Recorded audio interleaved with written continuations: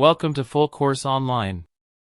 In this lesson, we'll explore picture layout options in Microsoft Word, also called text wrapping. These options decide how your text flows around a picture. Let's go step by step. When you insert a picture into your Word document, you'll notice a small square icon at the top right corner of the image. This is the Layout Options button. Clicking it opens different choices. Let's understand each with examples. The first option is in line with text. By default, every picture is set to this mode. The picture behaves like a piece of text, sitting on the same line. If you type more words, the picture moves with the line. The next option is square. Here, text wraps neatly around the four sides of the picture, forming a clean block. Imagine placing a photo of an apple in the middle of a paragraph. The words automatically wrap around all four edges, creating a neat, professional look. Now, let's try tight. This option makes the text hug the actual shape of the image, not just its rectangular border. For example, if you add a circular logo, the text curves closely around the circle. This looks more natural and stylish, especially with non-rectangular images. Next is through. This is similar to tight, but goes a step further. It lets text flow even through transparent areas of the image.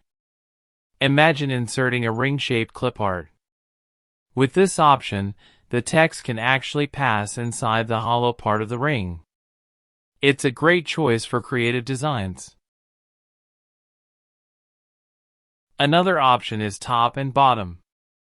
In this case, the text only appears above and below the picture, never on the sides. For example, if you insert a wide banner image, the paragraph above stops before the banner, and the next paragraph continues right after it. This option is perfect for titles, headings, and banners. Now let's look at behind text. Here, the picture goes behind your text, almost like a watermark. For instance, you could place a faint company logo behind the content of a letter. It's often used in flyers, certificates, or official documents.